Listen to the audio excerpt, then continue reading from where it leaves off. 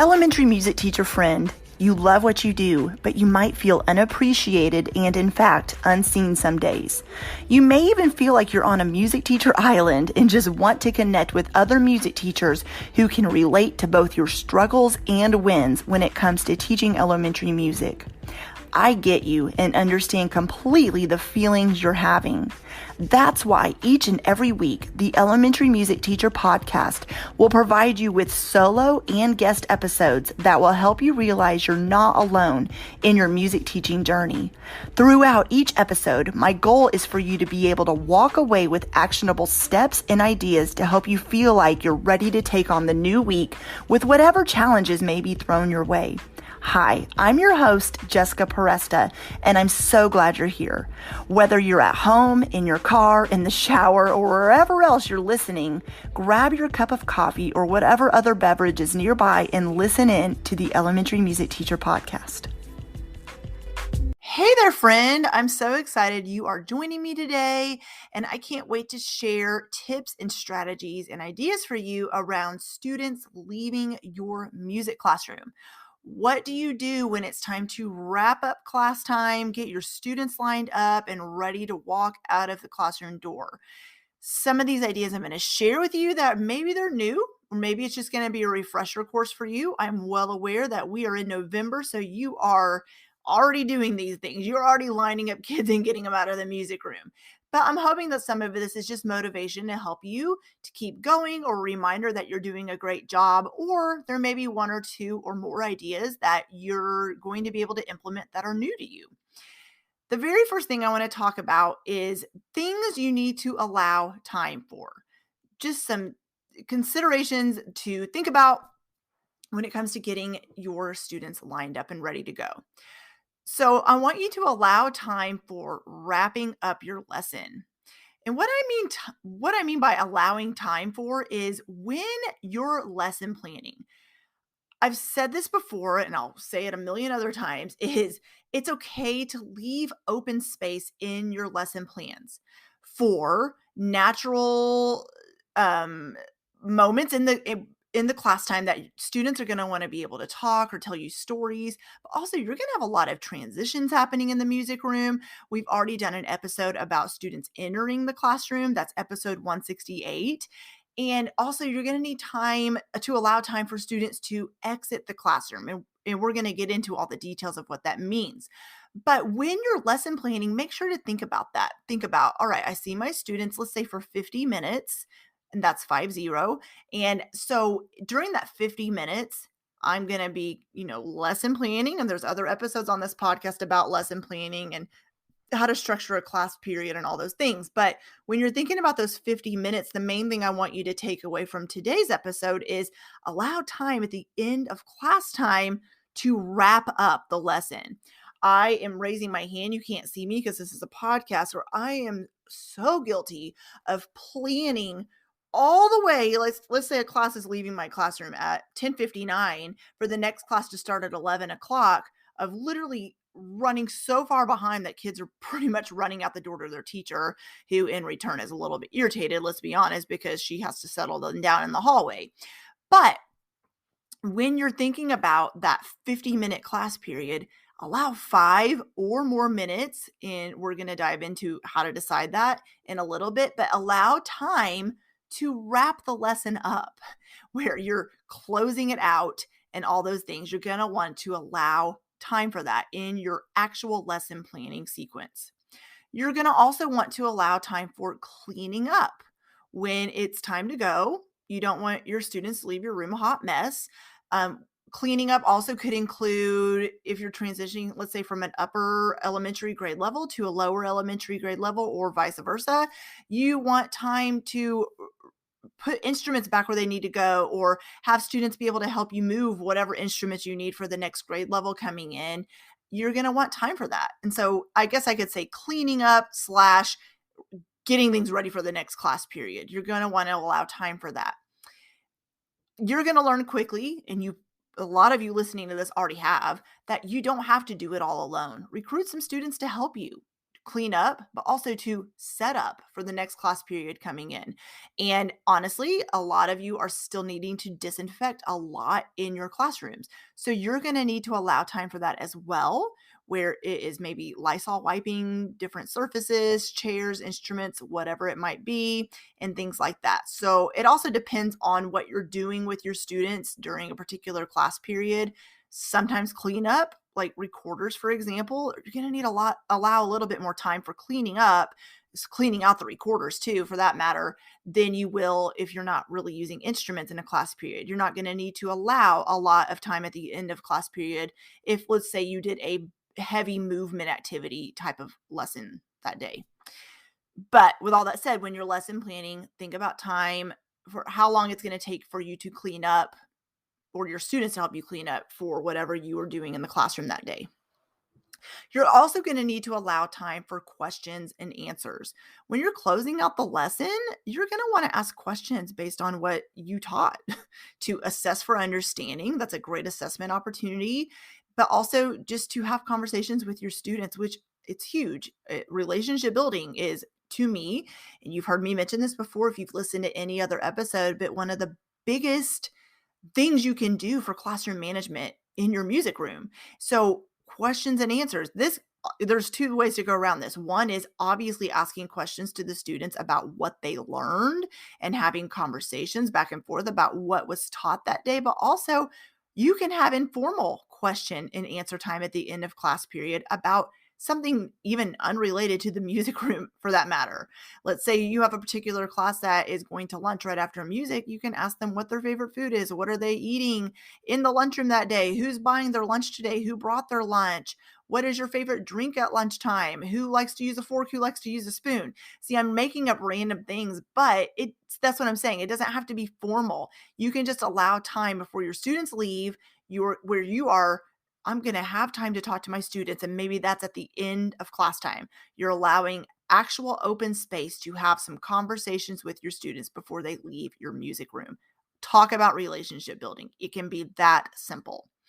Which leads me right into my next point is allow time for exit tickets. So question and answer just very informally about what students learn. Maybe that's popcorn questions. They're raising their hands to answer questions. Maybe you have them discuss what was learned or tell me the name of the song that was learned today or whatever it might be in small groups. And then you're asking each group what their answer was to line them up to leave. But you can also do exit tickets. Exit tickets are an amazing way to assess for understanding. This will definitely obviously look different from a kindergarten class to a fifth grade class.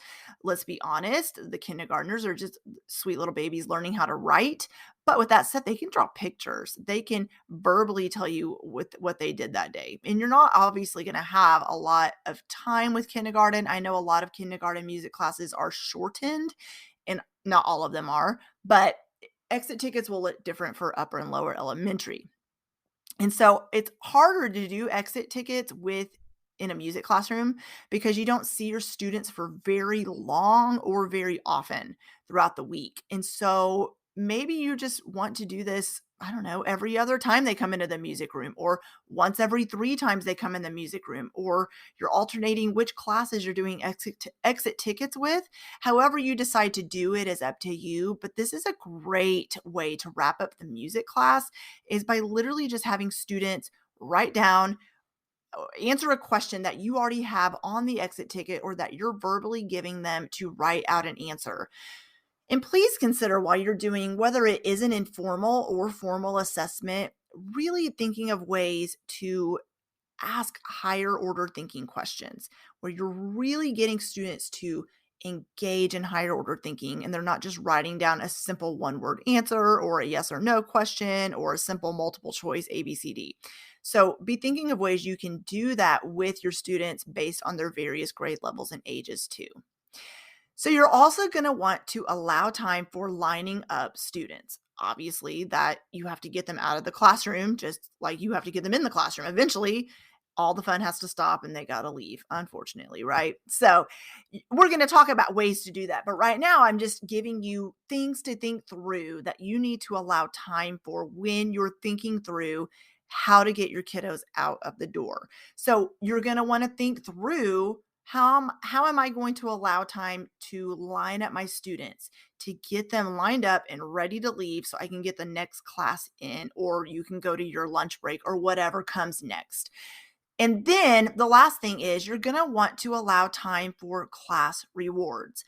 Let's say, I'm just going to use this as an example because this is what I did, is you have class sticker charts and you want to allow time for your student of the week or whatever you call it, your star student or whatever you do in your music room, to put stickers on the chart or whatever it might be.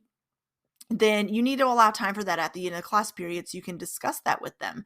Let's say that you have a class period where your classroom management system is they can earn up to 3 stickers, but the class only earned 2 stickers that day. Well, then allow time to discuss that. Don't just say you get 2 stickers today and they have no idea why, and then they're lining up to leave and it's a frazzled mess. But really allow time to discuss that. Your class today earned 2 stickers. Here's why. And here's what we're going to work on and try better for next time. It can be that simple. You're still having a positive attitude about it, but you're also letting the students know why so they know what to work on the next time they come in the music room. So let's recap that real quick before we move to my next point. So you are going to, when it comes to students leaving your classroom, you're going to allow time for these 6 things: time to wrap up the lesson or the class period. You're going to allow cleanup time.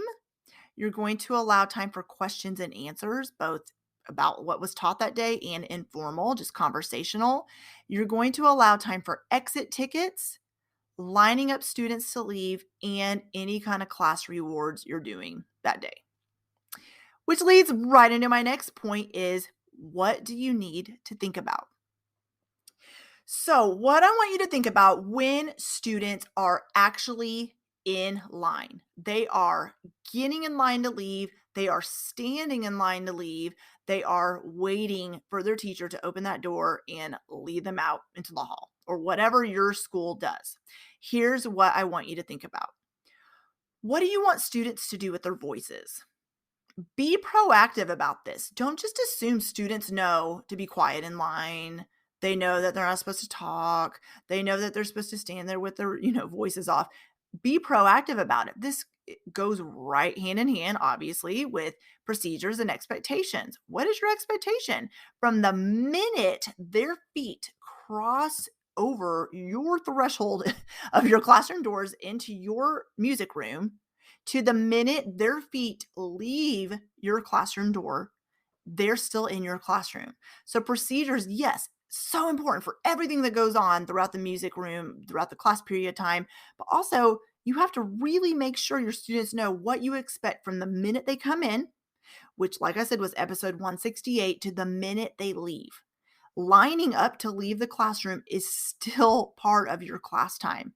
So the first thing I want you to think about is, what do you want students to do with their voices? Obviously, you can keep it as simple as saying, turn your voices off. We're not going to talk. But 9 times out of 10, let's be honest, they're still going to talk to their neighbor. So maybe while they're standing in line, that is when you're asking them some popcorn questions about what was learned that day. Maybe that is you're having them turn and talk to a neighbor about, today we learned about which types of notes. What rhythms did we count in this particular song?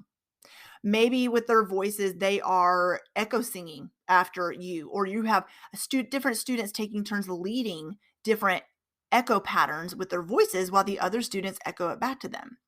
Maybe you are having the students do some vocal, when you have them doing vocal warm-ups at the beginning of class period, maybe they're leaving the room doing some vocal, let's call them warm downs, where they're still kind of humming or doing some musical noises, but they're still doing something with their voices to make music before they leave. Whatever it looks like for you, you just need to know, what are you going to tell your students to do with their voices as they're standing there waiting for their teacher to open the door and get them. I also want you to think about, where do students put their hands? Let's keep it real. When your kiddos walk into the music room, there you may always have that one student. You can probably already identify who that is in your head, who is hitting a drum, picking up the mallet and trying to play one of your mallet instruments. They are always, hitting their lap with their hands. They're trying to touch their neighbor's shoulder. They just can't keep their hands to themselves no matter what. Here's a huge tip for you. It's sometimes the simplest strategies, in my opinion, that go the longest way. So I was kind of mind blown how simple this was, but all I had to do is let my students know where I expected them to put their hands.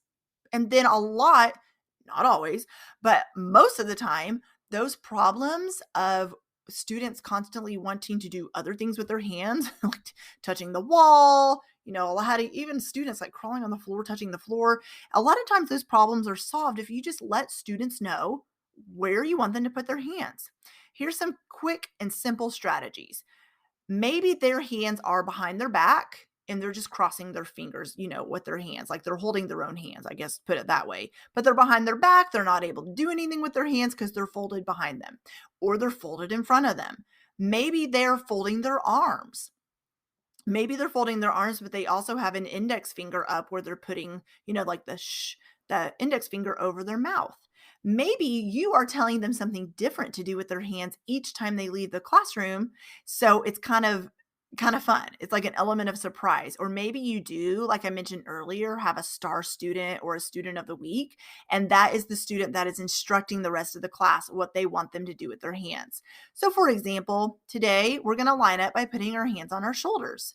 Students will love it. They'll think it's funny. And you can say, I don't care what you do on your shoulders as long as your hands are there. They can pat their shoulders as they're standing in line. They can rub on their own shoulders. They can tap their shoulders with their index finger. They can literally just keep their hands still. You can even say you can cross your arms over to have different each opposite hands touching the other shoulder, like the right touching the left shoulder, the left touching the right shoulder. And then the next time, okay, today, what we're going to do is we're all going to just put our hands on our belly. We're going to wait with our hands on our belly until it's time to leave. And even, I think it's so funny because even upper elementary, even your fifth graders will think this kind of stuff is hysterical. You're going to have kids who think they're too cool for it, but they're going to think it's funny. And let them call out different things to do with their hands. And it's just going to be funny to hear the different ideas they come up with. But I can tell you this, my main point here is if your students are doing something with their hands, they're not going to be able to touch other stuff. Okay. Or other people for that matter. Just let them know what you want them to do. What are your expectations for them when they're in line? Where do their hands go? Tell them what you expect. I want you to also think about where should students stand when lining up? It should be this simple, right? You think it should be where just stand in a straight line, stand behind the person in front of you. But sometimes kids, I don't know, they're just like, got to be more specific. So, for example, I had a classroom that had white tiles. They're in the shape of a square, pretty large squares actually, all the way across my classroom. So I would tell my students, you're going to stand every other square to line up. That meant my students, and I did this for two reasons, and I'll let you know what it is. My students weren't just lining up straight from the door to where my desk was in the back of the room. They were curving around, and I would let you know, okay, this student, you're going to be facing to the wall, not the door, at a 90-degree angle. So we kind of would always make an L when it was time to leave instead of a straight line. And the first reason why is because, like I said, I wanted to space them out every other square. Back to the what did you do with your hands issues. If I did have students who had a hard time keeping their hands to themselves, a lot of times that would solve the problem because they weren't close enough to somebody to do it. And number two, I had an issue with certain kiddos wanting to remove items from my desk. Happen a lot. And so in order to, back to the keeping their hands to themselves, even when it came to touching Miss Peresta's stuff, we just removed them from that area of the room. So that's a lot of times it just comes from thinking quick, thinking on your feet about what works, what's not working, what can I do? How do I change this up? But be thinking about where do you want your students to stand when they line up? And just letting your kiddos know. Don't ever just assume, oh, they just know what to do. They know just to line up to leave. It should be pretty simple. It's just lining up to leave. Yeah, it should be, but kids need a lot of reminders. Let's go back to the fact that they're kids. They are going to need constant reminders, reviewing with them what your expectations are. What are the procedures for lining up? Where do you want them to stand? What do they do with their voices? What do they do with their hands? Don't just assume they know. Make sure you tell them, even if it's every class period. And then the last thing I want you to think about is what you're going to do if a student doesn't line up quietly, or if they run to line up, or if they are bothering others with their hands. What's your procedure for that? A simple procedure for me was literally I would just touch them on the shoulder and point to the back of the line. I rarely had to use my words. And let's be honest, for the younger students, that was just like, oh my gosh, like this is the end of the world. I'm at the end of the line. Woe is me, unless you have those students who their classroom teachers say, they have what is it, the caboose.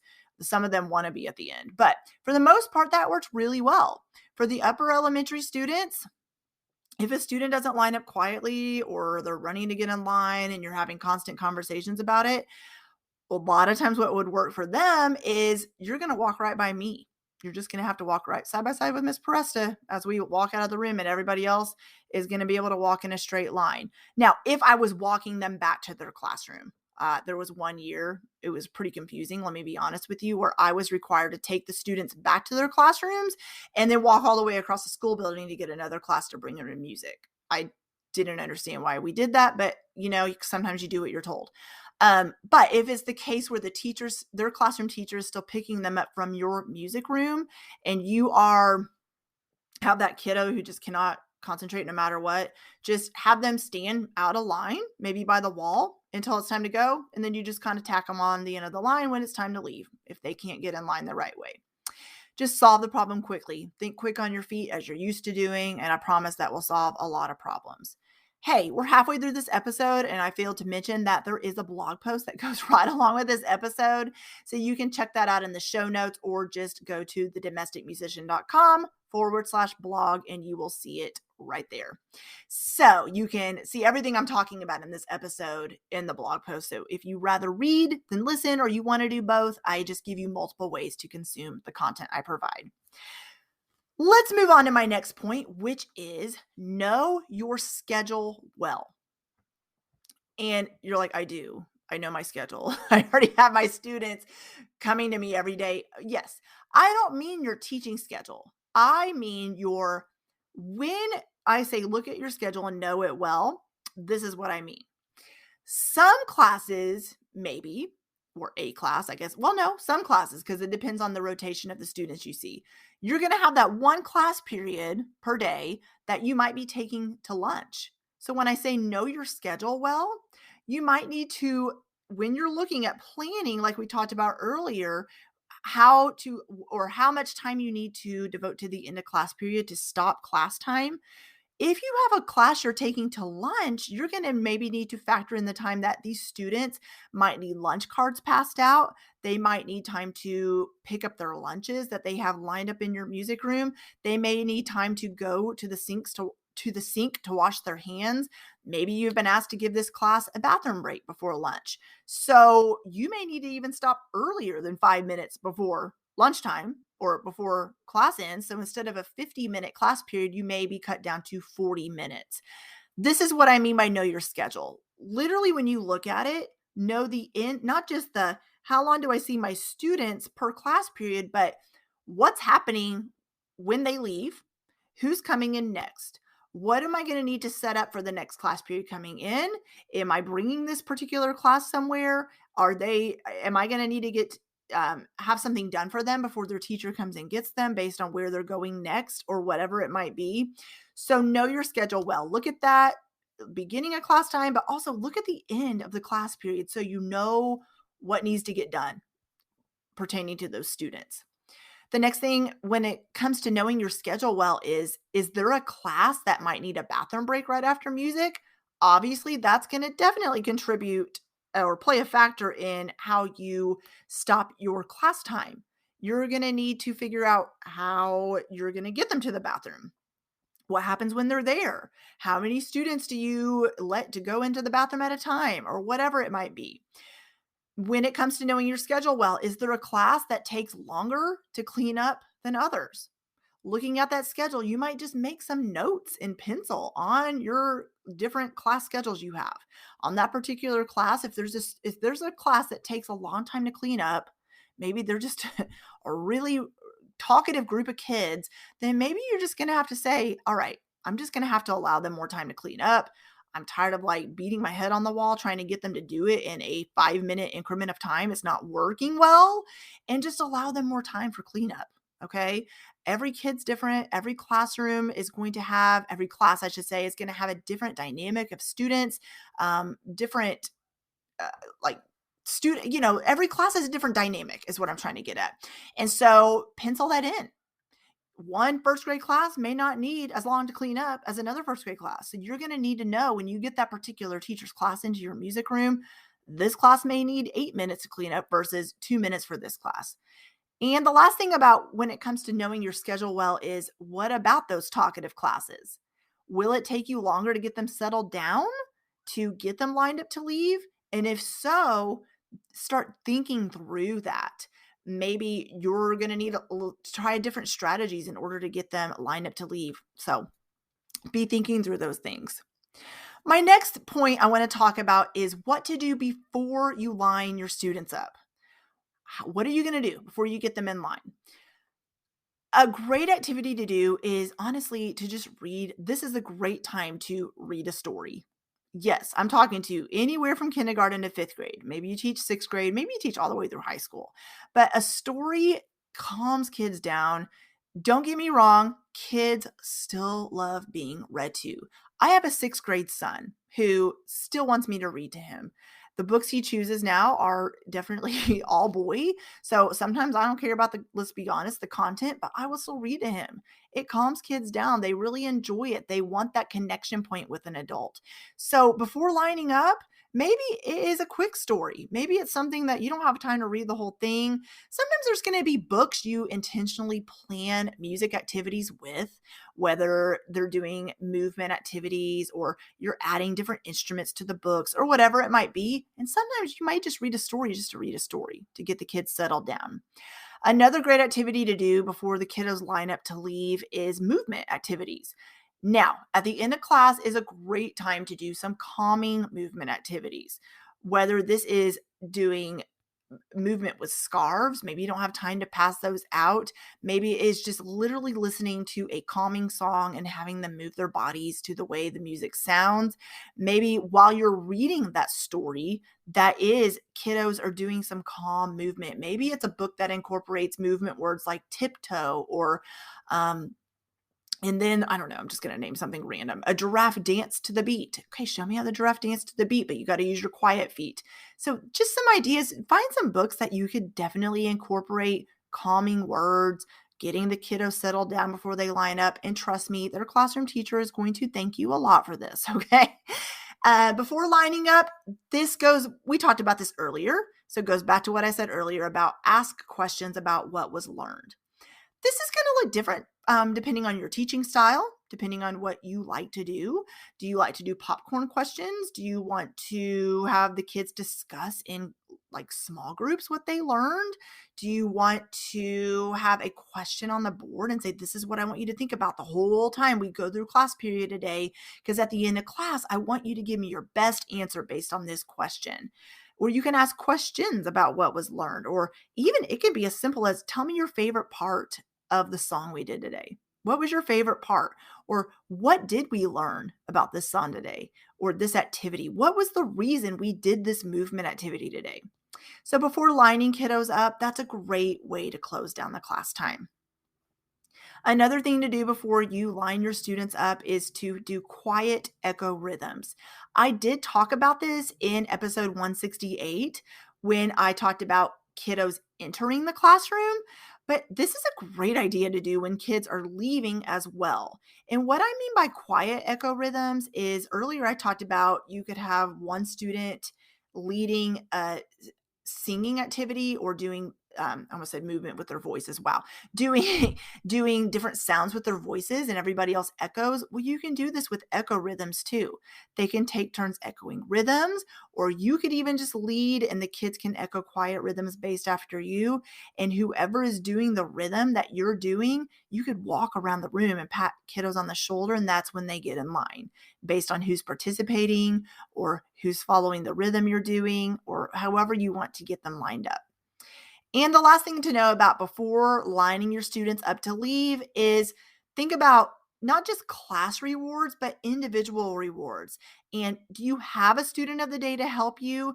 And if you do, let that kid help you. Let them help you line up the quietest students or the students who are participating or who they've seen that day doing what they're supposed to, or you let them know, you know what, group one really did a great job cleaning up their instrument. So I want you to line them up first. Then they look at the 4 students from group one who's sitting the quietest and they line them up one at a time. But you're going to need to also allow time before you line up the students to have class and individual rewards. You're going to need to allow time for that. We talked about sticker charts earlier, but maybe you're also looking for your student of the day. Maybe you already have found your student of the day based on participation and who is really trying their best. So you need to allow time to let that student know, hey, the next time you come in here, you're my star student and you're going to be helping me the next class period with anything I need to get done. And you are going to need to allow time before they line up to let that student know that. And the last thing I want to talk about is some strategies for how to have your students leave the room. We talked about going over procedures and letting students know what to do with their hands, what to do with their voices, what to do when they're in line. But how do you have students leave the room? How do you get them into that line? So that's what I want to close this episode out by talking about. Some easy ways to get them to line up is we've already talked about based on participation. Maybe you did some group activities or partner activities, or maybe it was whole group activities, but who participated really well that day? You can line students up based on their group, based on their partner, based on individual behavior and performance that day. You can call students by their shirt color. It's really fun, especially watching kindergartners because they forget what they have on, look down at their shirt going, oh, I guess I do have a red shirt on. I have called students before. If you have shoelaces on, line up at the door.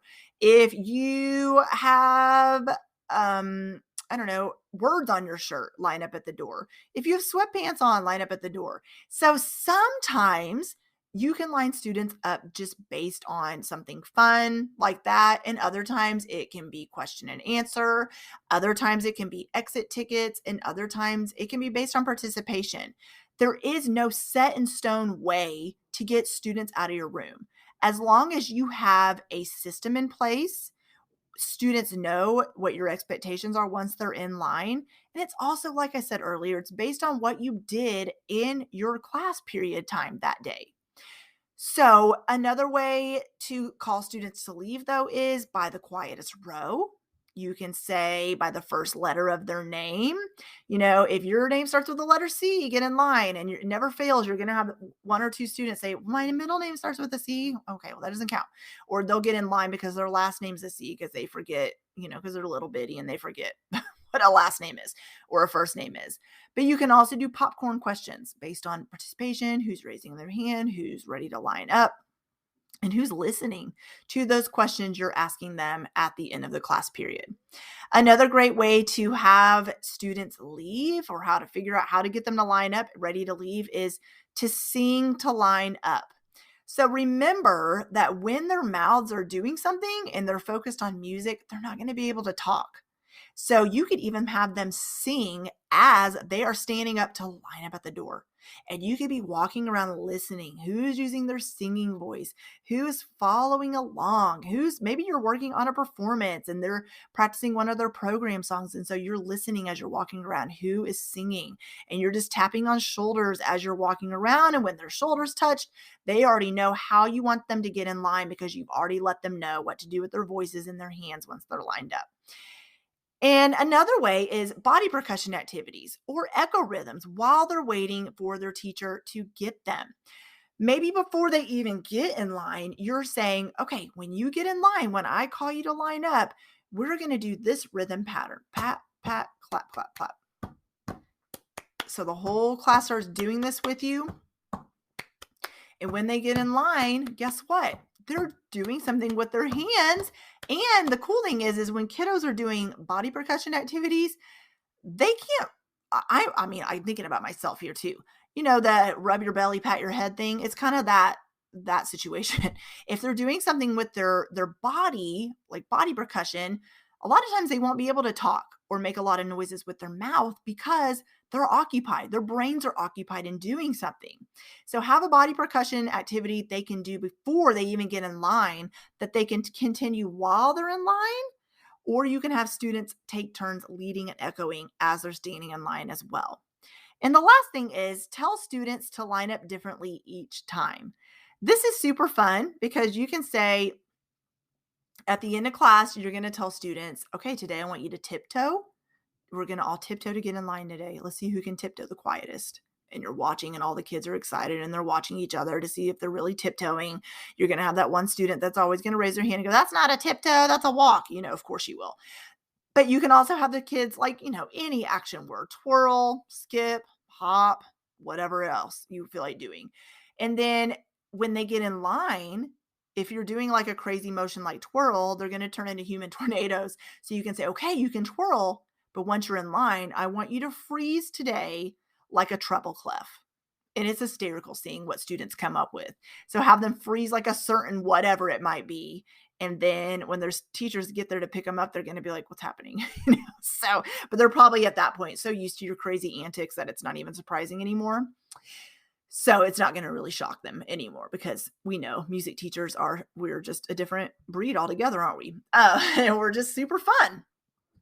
So I hope that this gave you some ideas of how to get your students lined up and ready to leave, how to wrap up the class period. And I would love to hear from you. What are you doing with your students? How are you getting them lined up and ready to leave when it's time to leave the music room? But I want to say that just like with anything else in the music room, having good procedures and expectations in place for students is important. When they're exiting the classroom, it's important. Don't just expect that students know what to do, but let them know. So share with me on Instagram at Jessica Peresta. Tell me what you're doing with your students when it comes to having them leave the classroom. And like I said, check out the blog post that goes right along with this episode where you'll see everything I said today laid out in a blog post format. And if you found this episode helpful or any other podcast episode, I would really appreciate you sharing and spreading the word about the podcast to your friends. Thank you so much for listening and have a great day. Well, hey there. Thank you so much for listening into the Elementary Music Teacher podcast. There is an exclusive Facebook group just for listeners of this podcast and any elementary music teacher called the Elementary Music Teacher Community Facebook group. Come on over and join us there where we have conversations around the podcast episodes and encourage each other each and every week. And also head to my website, thedomesticmusician.com. I have some free resources there that you can download to help you gain traction in your classroom today, as well as the blog and the membership site and all kinds of other goodies to help you keep going in your music teaching journey. I cannot wait to keep connecting with you and encouraging you and spurring you on in your journey of teaching elementary music. Hang in there, have an amazing week, and I will see you soon.